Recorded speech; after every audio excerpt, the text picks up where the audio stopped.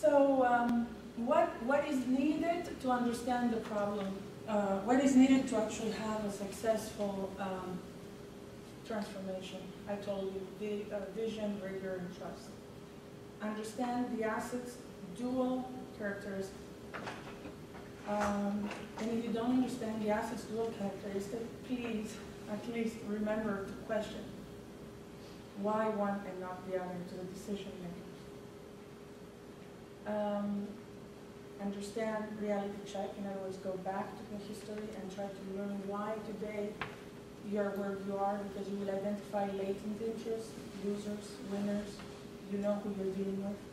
And build partnerships. Partnerships with government, private sector, and the citizens.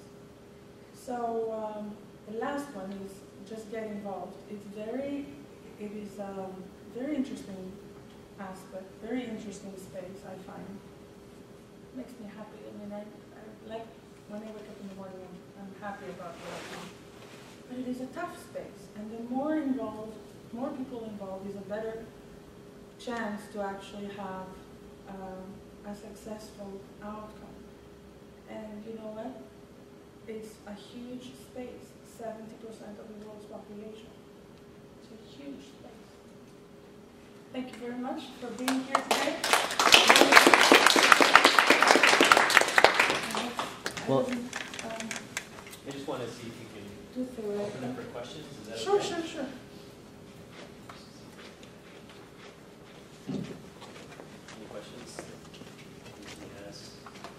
I have a question regarding Cyprus, which is a conflict zone actually between Turkey. My name is Subi. Yeah.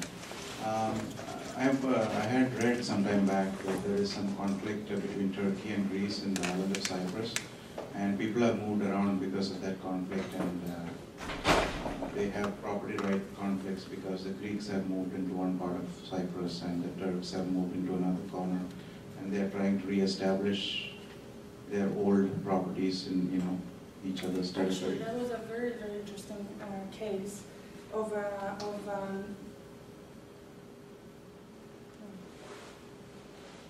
we don't have informality in Cyprus. What we have is an occupation. They have actually a pretty good property rights system. And the reason why I'm gonna give you the example why we have a good property rights system in Cyprus.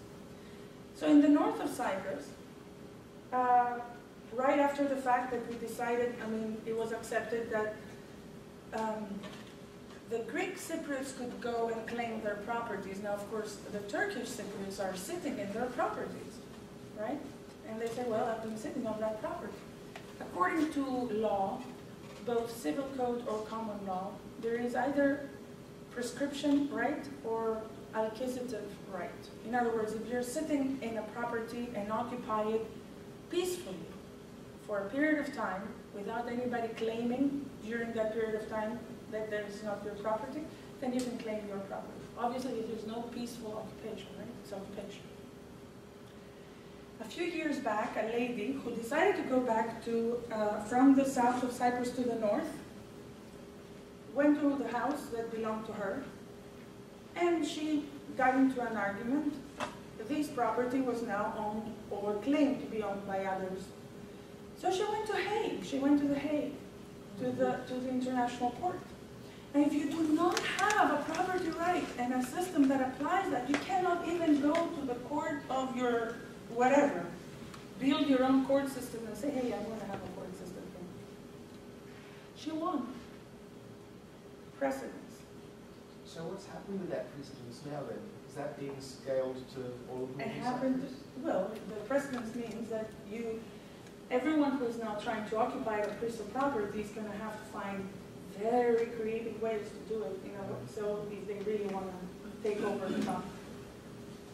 So how did she win that case? She actually had a piece of paper. Yeah, because Cyprus was occupied or was under the British mandate. They had established a property rights system, and it's a small country. It's what, 650,000 people? It's a very small country. So they had title deeds and they had registrations that were not changed. The registries were not burned. so you didn't have a missing of information.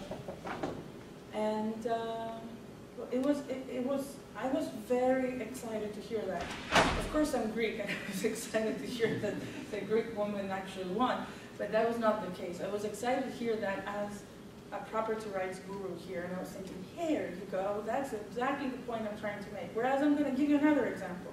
In Ecuador, there are all these, Ecuador is a country with a bit of an identity crisis. You know, they call themselves the Amazon. The Amazonic Ecuador is a base, the Amazonic, okay, but you know, you have Brazil, which is an Amazonic country, a little bit of Peru. But the reason they say it is because they feel underdogs and they feel that the Peruvians have taken part of their Amazon and so on. And they have some indigenous people that live in the Amazonic area of Ecuador. And what do? They have little tribes, they create arts and crafts, and they have their little medicinal stuff, little or a lot, whatever they do. But one good day, Mobil Oil decided to have an agreement with the president of the country to go and drill oil right there. I'm thinking, look at this oxymoron. The president calls the country of the Amazon, and sends Mobil Oil to go drill oil right there. Destruction of the environmental flora and so on, whatever you want to call it. I couldn't believe it. And you know what? These people, these indigenous, pre-existing the president's inheritance people, had no ability to secure or enforce any of their rights. The only way they managed to handle something was through alternative groups, NGOs, you know, civil rights groups, and so much more transactional and difficult, you know, in expensive ways.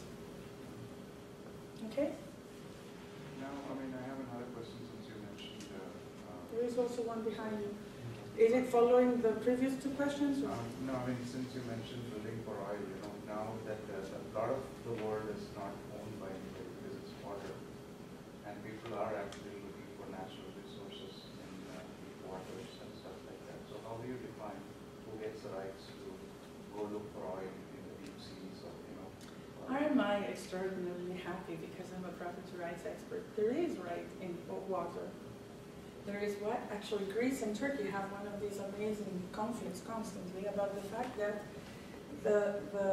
you may have a distinction of treaties of where your boats go by, so where the water borders end in the sea, but that may be surface rights of the waters. You may have a different right of the actual land of the how do you call it? The bottom. Bedrock. Continental shelf? What's like this? Bedrock. The bedrock of the actual. So you may go. So it's like user rights versus ownership of the property, right? If you were in land. That is a huge conflict back home in Greece. Why? Because the Greeks want to. They know that there is oil drilling abilities right in that exact space. And they wish to drill oil, and they used to do it, and they don't do it anymore because there's a constant conflict. And the same thing applies from the Turkish side. And how is there any? There is no resolution because none of the two countries have property rights systems, and they decided to make it into a political issue. And it's not a political issue. Okay? Any other questions? Well, I had a question. So, you and your panel group, how do you go to a country and sway these countries to try to reform their institutions that control property rights? I mean, you're talking about large political systems that are fighting amongst themselves in each one of these countries anyhow. And you as an outside individual, how do you bring some pressure to bear against those countries to transform their system? That's a very, very good question. And it's actually one of my strongest points. Because I work in very difficult countries. And I don't usually walk around with bodyguards. And the way it happens is you first have to assess the country. So I have an assessment tool. And I assess two things. One, if there is a need to do the reform there. How much of informality there is.